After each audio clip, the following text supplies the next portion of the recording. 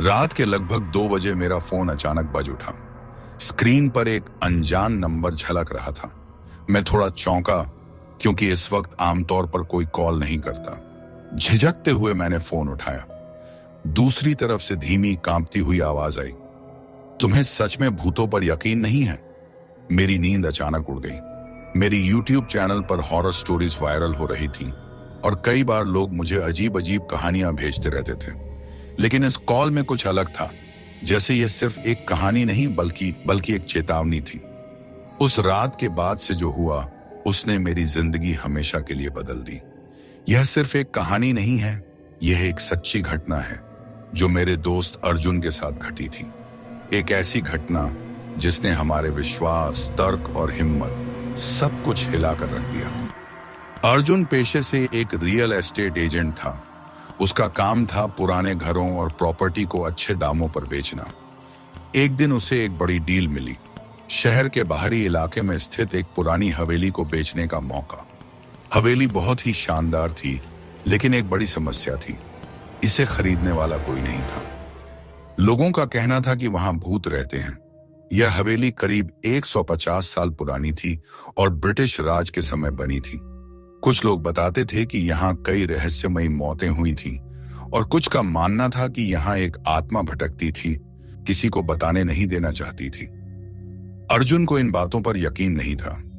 उसने सोचा कि यह सब अफवाहें हैं और उसने हवेली की जांच करने का फैसला किया। हवेली का बाहरी हिस्सा बेहद डरावना था। चारों तरफ सूखे पेड़ और झाड़ियों ने इसे ढक रखा था। पुराना गेट जंग लगा हुआ था और हल्की हवा में अपने आप हिल रहा था। अर्जुन ने धीरे से गेट खोला और अंदर कदम रखा। हवेली का माहौल बेहद अजीब था। चारों तरफ सन्नाटा पसरा हुआ था। अचानक हवा का एक तेज झोंका आया, जिससे हवेली के अंदर के दरवाजे अपने आप खड़खड़ाने लगे। यह बस पुरानी हवेली की खड़खड़ाहट है, अर्जुन ने खुद को समझाया। लेकिन जैसे ही वह अंदर गया, उसे ऐसा महसूस हुआ कि कोई उसे देख रहा है। हवेली के हॉल में एक बड़ा झूमर लटक रहा था जो समय के साथ जर्जर हो चुका था। दीवारों पर पुराने चित्र टंगे थे जिनमें ब्रिटिश अफसरों और एक राजसी महिला की तस्वीरें थीं। अचानक अर्जुन के कानों में एक धीमी हंसी सुनाई दी। उसने चारों तरफ देखा, लेकिन वहां कोई नहीं था। अर्जुन ने सोचा कि वह रात भर यहां रहेगा ताकि लोगों की कहानियों की सच्चाई का पता लगा सके। उसने अपने साथ कैमरा और टॉर्च रख ली थी। जैसे ही रात गहराने लगी, हवेली का माहौल और डरावना हो गया। हवेली के अंदर एक अजीब सी घुटन महसूस हो रही थी। रात के करीब 1 बजे अर्जुन को ऊपर की मंजिल से किसी के चलने की आवाज सुनाई दी। उसका दिल तेजी से धड़कने लगा। वह धीरे धीरे सीढ़ियां चढ़ने लगा। जैसे ही वह ऊपर पहुंचा, उसे सामने के कमरे का दरवाजा खुला दिखा। वह अंदर गया और वहां जो उसने देखा, उसने उसकी रूह कंपा दी।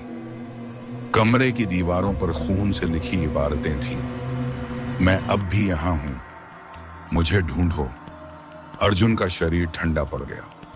अगले दिन अर्जुन ने गांव के एक बुजुर्ग से इस हवेली के बारे में पूछा। बुजुर्ग ने एक गहरी सांस ली और कहा, बेटा, तुमने बहुत बड़ी गलती कर दी वहां जाकर। उन्होंने बताया कि यह हवेली राय बहादुर विक्रम सिंह की थी। विक्रम सिंह की पत्नी रजनी देवी बेहद खूबसूरत और दयालु महिला थी, लेकिन कुछ कारणों से उन्होंने आत्महत्या कर ली। लोगों का कहना था कि उनकी आत्मा अभी भी हवेली में भटक रही थी। जो भी वहां गया, उसने कुछ न कुछ अजीब जरूर महसूस किया। अर्जुन ने ठान लिया कि वह इस रहस्य का पता लगाएगा। अर्जुन ने एक रात फिर से हवेली में रुकने का फैसला किया, लेकिन इस बार वह अकेला नहीं था। वह अपने 2 दोस्तों समीर और रोहन को भी साथ ले आया। रात होते ही हवेली के अंदर अजीब अजीब आवाजें आने लगीं। समीर ने अचानक कहा, मुझे ऐसा लग रहा है कि कोई हमें देख रहा है। अर्जुन ने कैमरा ऑन किया और चारों तरफ घुमाने लगा। तभी एक कोने में उन्हें सफेद साड़ी पहने एक महिला दिखी। वह हवा में तैर रही थी। भगवान के लिए भागो, रोहन चिल्लाया। तीनों भागने लगे, लेकिन दरवाजा खुद ब खुद बंद हो गया। हवेली के अंदर ठंडी हवा चलने लगी। तभी अर्जुन को एक धीमी सी फुसफुसाहट सुनाई दी, तुमने मुझे ढूंढ लिया। अर्जुन ने टॉर्च जलाई।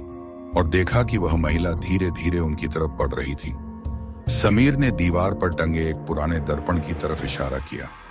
उसमें साफ साफ दिख रहा था कि वह आत्मा उन पर हमला करने वाली थी। हिम्मत जुटाकर अर्जुन ने मंत्र पढ़ना शुरू किया, जो उसे गांव के पंडित ने बताया था।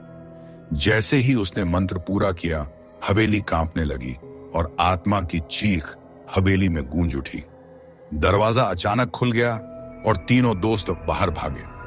अर्जुन ने उस हवेली को हमेशा के लिए छोड़ दिया।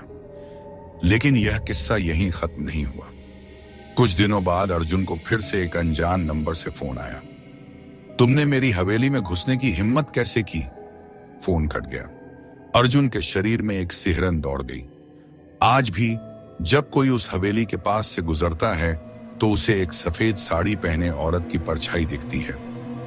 यह कहानी सिर्फ एक अफवाह नहीं है। कई लोगों ने उस हवेली में अजीब घटनाओं का अनुभव किया है। अगर आपको कभी मौका मिले तो आप खुद उस हवेली के पास जाकर देख सकते हैं। लेकिन याद रखना, कुछ दरवाजे कभी खोलने के लिए नहीं होते। अगर आपको यह कहानी पसंद आई और आप ऐसी ही और भी खौफनाक कहानियां देखना चाहते हैं तो आप हमारे चैनल जोया स्टोरी SK को सब्सक्राइब करें और हमारी वीडियो को लाइक जरूर करें।